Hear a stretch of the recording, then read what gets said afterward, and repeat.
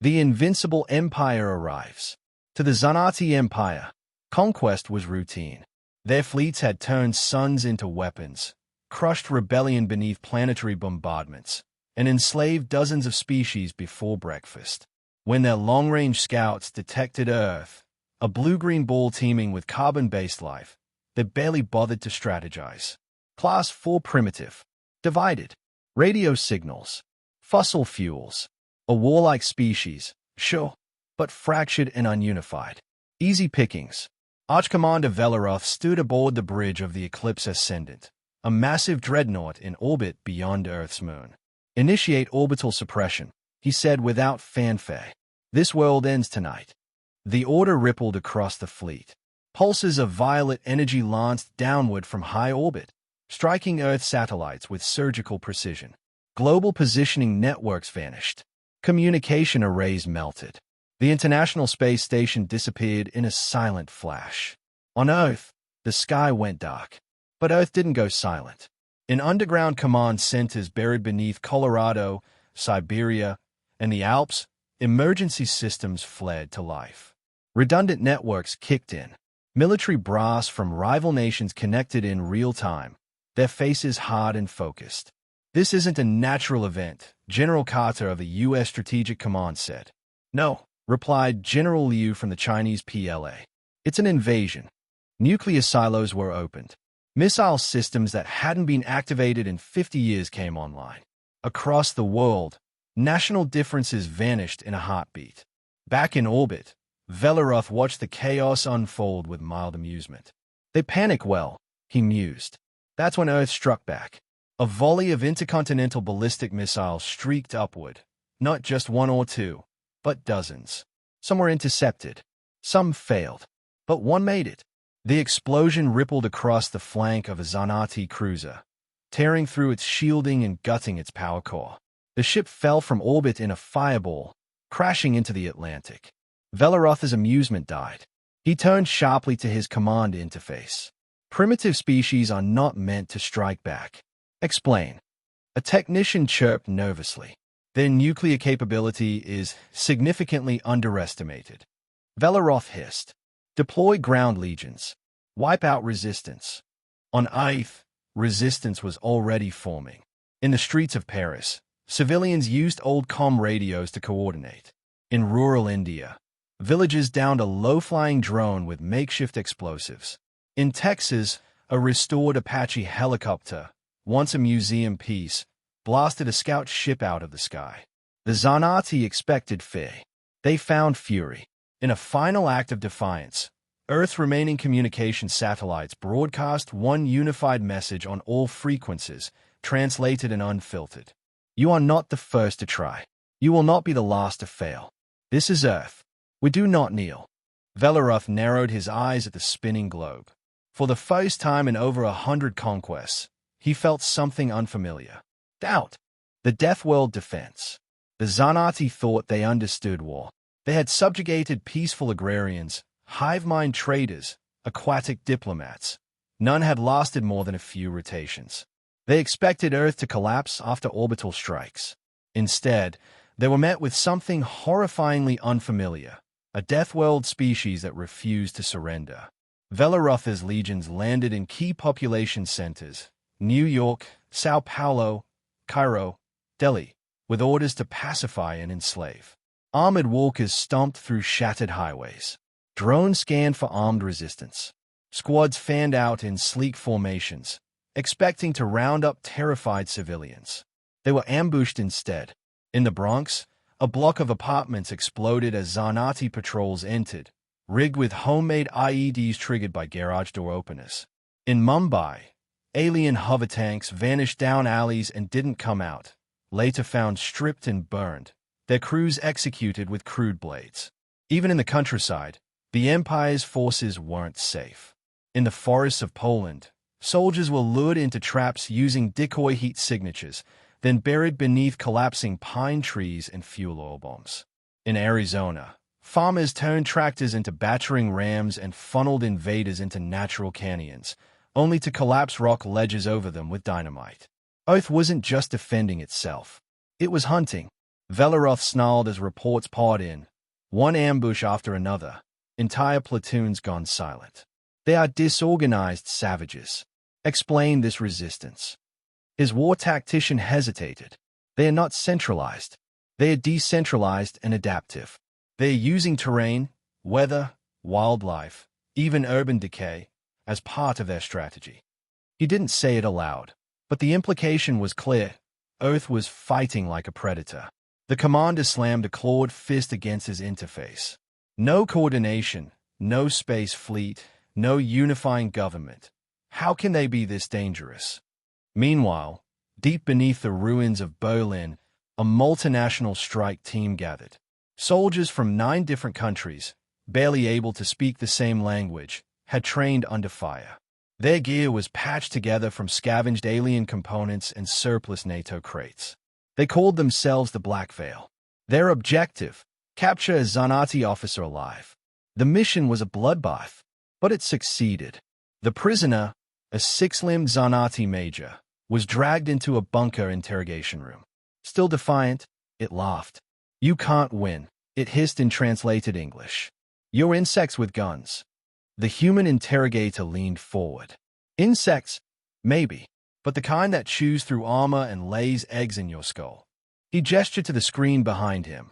Footage of Zanati war machines burning in cities worldwide. "You've conquered pacifists, scholars, and diplomats," the man growled. "But you stepped onto a death world. We didn't survive this planet to be ruled by outsiders." The Zanati fell silent. Outside, in the cold night air, humanity prepared its next move, not just to survive, but to turn the tide. Because now they knew the invaders could bleed, and humans never stopped once they smelled blood. Predator meets predator. Smoke curled above the remains of Beijing's Central Command Hub. The Zanati had leveled the skyline, but still, the city fought. From rooftops and sewers, from tunnels and rubble, humans struck like phantoms. Velaroth's reinforcements had finally arrived, sleek dreadships and elite troopers bred specifically for extermination campaigns. He watched them descend from orbit like blades. This, he told himself, would end the resistance. But Earth wasn't resisting anymore. It was counterattacking. Above the clouds, human jets tore through the atmosphere. Outdated in theory, but heavily modified with salvaged Zanati shielding and weapons. One squadron, codenamed Iron Howl, dropped from orbit, Earth's first reverse-engineered drop craft, without warning. They cut through alien A defenses with precision strikes, guided by hacked enemy targeting systems. The Zanati never saw them coming. In Africa, human scouts had weaponized local fauna. Lions with armored GPS tags lured patrols into ambushes. In Canada, militia forces used stealth suits built from alien nanoweave and Arctic gear, sniping officers in sub-zero fog. Everywhere, the invaders fell to tactics not taught in any war college. And worse, Earth had begun to adapt alien technology with terrifying speed. Underground labs, led by volunteer engineers, had transformed captured Zanati weapons into portable railguns. Old Hums now ran on ion fusion cells. Civilians wore kinetic shields and exosuits built from scrap. What humans couldn't build, they repurposed. What they couldn't understand, they hacked. The turning point came when the Earth Coalition, formed from former rival nations, launched its first orbital counterstrike. 5 ships, ugly, boxy, human-made hybrids of steel, rage, and alien tech. They didn't glide like the elegant Zanati vessels. They surged forward like battering rams, belching fire and kinetic shells. The largest, ECS Vengeance 1, rammed straight through a cruiser twice its size, then detonated a warhead in its core. Velaroth's command ship shook as the blast wave spread. "They are building warships," his aide gasped. Already. Velaroth could no longer deny what his instincts whispered. Earth wasn't just dangerous. It was lethal.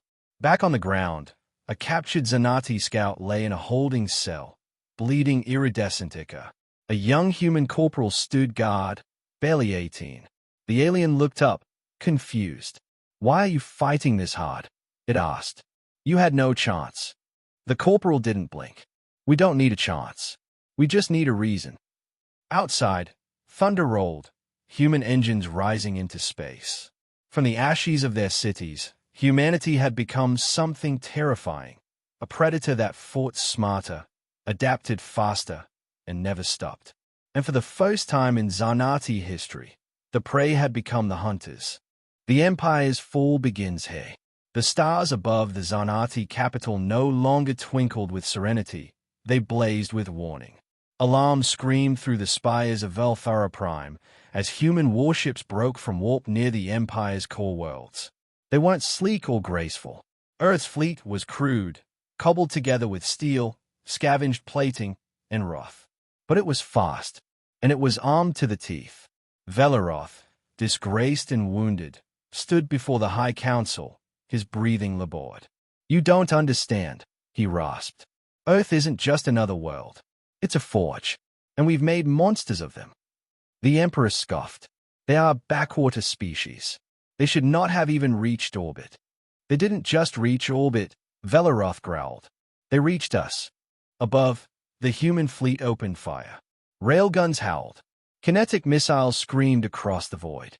The ECS Wrathborn led the charge, plunging into the defense perimeter like a spearhead. Fighters swarmed from its hangars, human pilots running on sheer adrenaline and borrowed alien instincts. For every one ship they lost, 2 enemy cruisers burned. Inside the chaos, Black Veil operatives infiltrated the palace using cloaked dropships and prototype phase armor. They didn't come to negotiate. They came to end it. As explosions rattled the city, the Emperor fled to his command bunker. But when the blast doors sealed, a single figure was already inside. Captain Reyes, Earth Coalition's Special Forces commander.